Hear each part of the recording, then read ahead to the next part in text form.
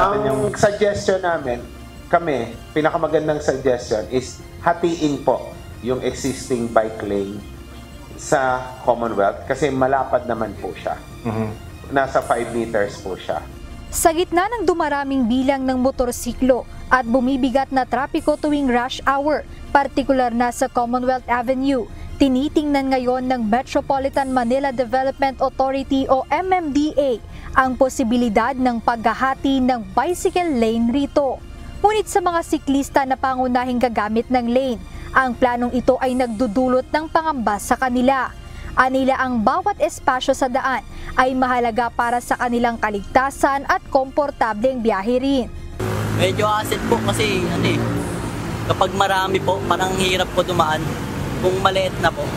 Kasi kung lilitan pa, single bike, walang problema. Paano pa yung mga sidecar?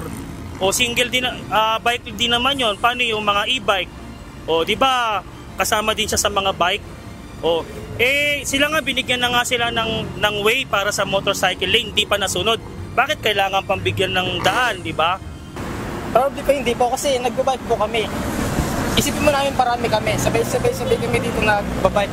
Pero kung isipin po sa may pangkalahatang na gano'n, sabihin natin mga traffic, okay po sa kanila, mga nagmumotor o kaya yung nagsasakyan kasi lalaki yung space nila pero po sa aming mga nagbike, hindi po. Pero paliwanag ni MMDA Chairman Romando Artes, hindi naman aalisin ang bike lane sa Commonwealth Avenue.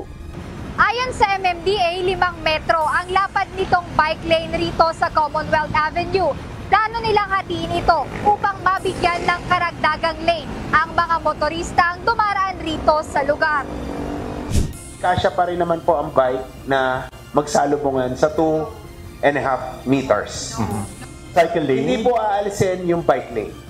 Hindi po aalisin yung bike lane. Hahatiin lang po, babawasan.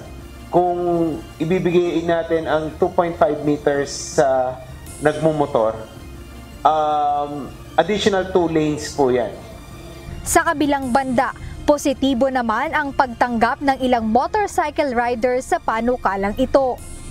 Actually talagang hassle po talaga pag dumadaan sa Commonwealth, lalo pag peak hour. Sobrang siksikan po.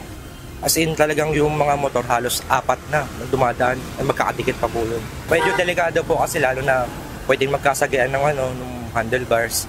Konting sagi lang po dyan, pwede nang kumewang pag-cause ng accident po. Ngunit ang planong ito ay hindi agad-agad dahil ayon kay Chairman Artes, kinakailangan pa nito ng konsultasyon sa iba't ibang sangay ng pamahalaan, maging ng mga siklista. Jed Neresina, UNTV News and Rescue. Diyos ang aming sandigan, serbisyo publiko ang aming pinahahalagahan.